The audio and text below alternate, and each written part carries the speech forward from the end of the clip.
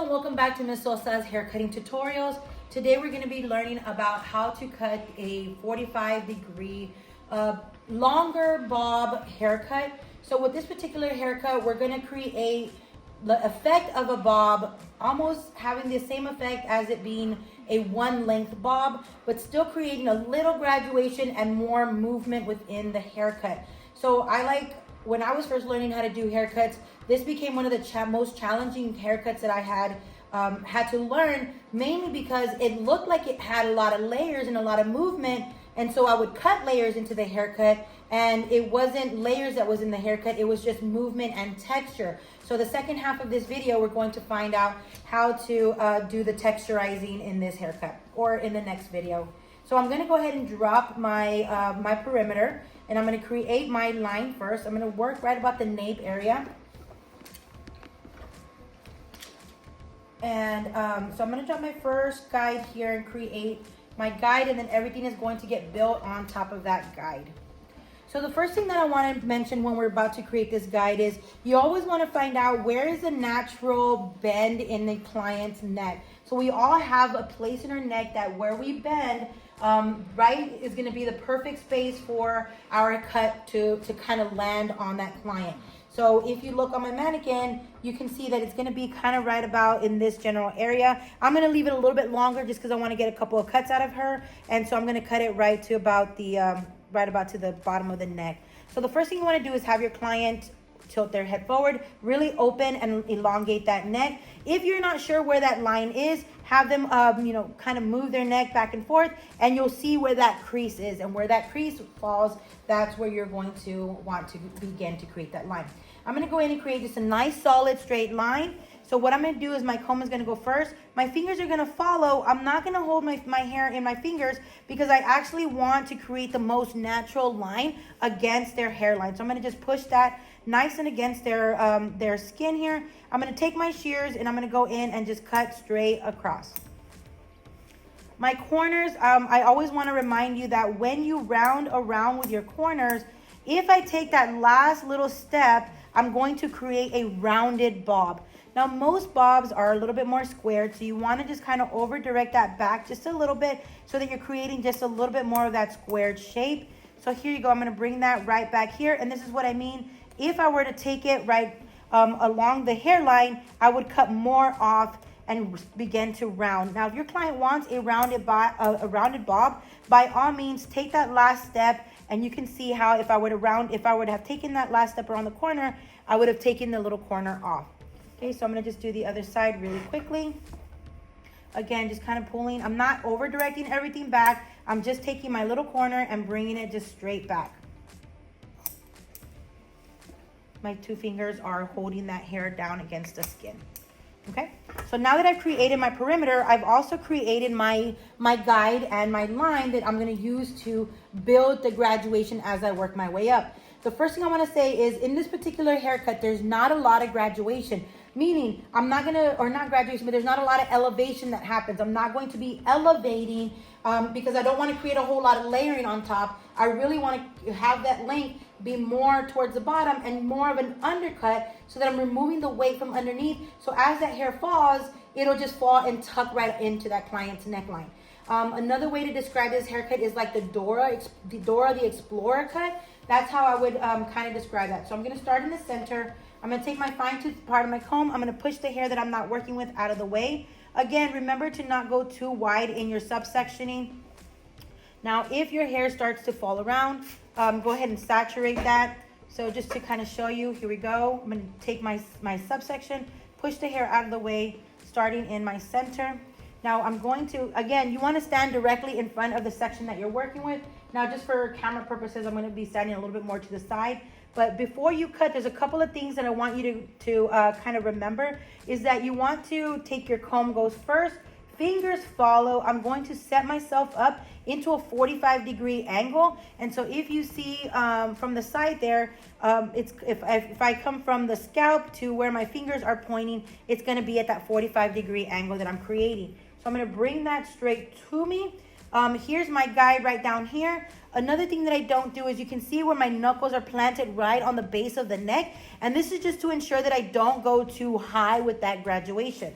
In a different video, we'll learn how to create a little bit more graduation or a more stacked of a bob. So I'm going to go straight in and cut that length, or kind of undercut, blending it to my perimeter, which is my length.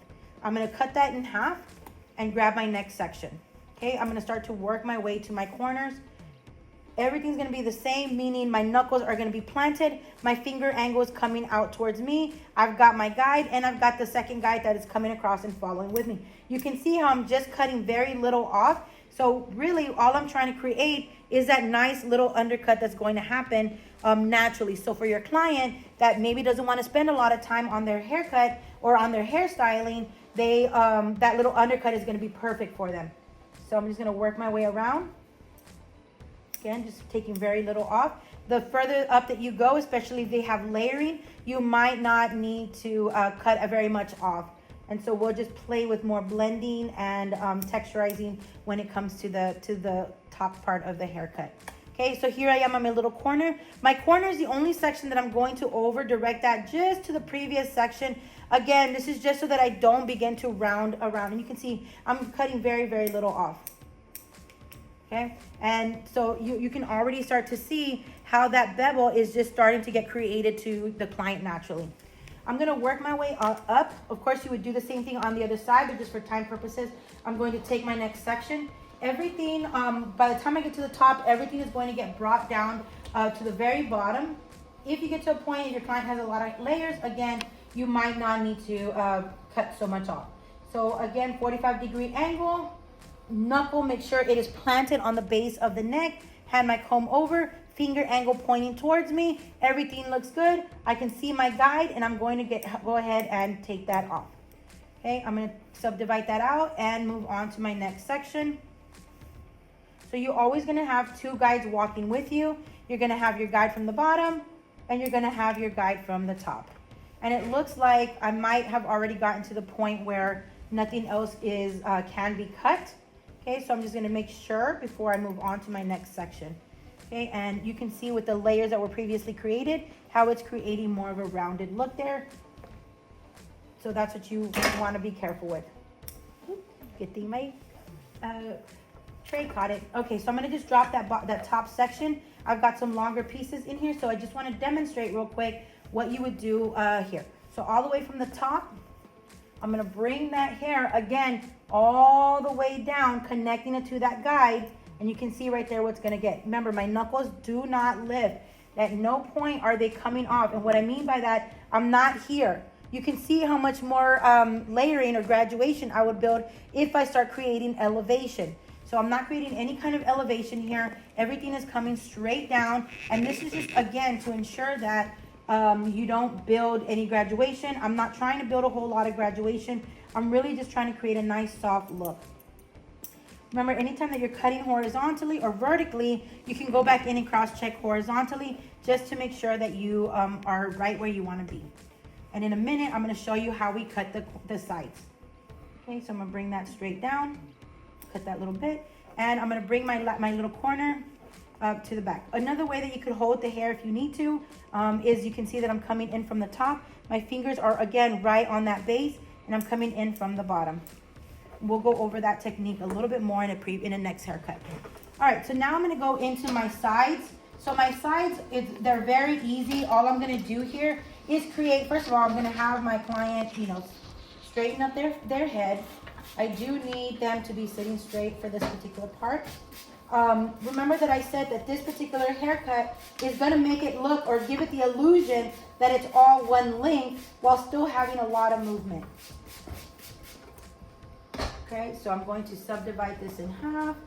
I'm going to start with my bottom section, and then I'll take my next section down. Okay, so right here, I'm going to use the fine tooth part of my comb. I'm going to go in and create a blunt line for my perimeter. So I'm going to go, my comb is going to go, my shears are going to go in from the back, and you can see that I'm just kind of pushing that hair forward just to give it a little bit of tension. The reason that I'm using my comb and not my fingers is because, one, I want to take into account the ear. Some people's ear kind of stick out a little bit more, so I don't want to go too short or add too much tension on that side of the ear. Okay, and then I'm going to bring that top part down. Okay, once you've done this with both sections, your cut is now complete. you can begin to blow dry, and then we'll get into texturizing in the next video, okay? So you'll just bring that straight down. If you want to cross check or just make sure, remember that I'm using the length in the back as my guide to bring it forward. So here's what I've created. I've created a nice little soft bevel right at the bottom or base of the neck here. You can see that start to take its form. And then on the sides, I just created a one length, blended into the back, so that when I go in with my texturizing, and I'm going to do that naturally with my shears, I'm going to create that movement that a lot of people wearing this haircut want to see. All right, so I hope you enjoyed this haircut, and we'll practice texturizing in the next video.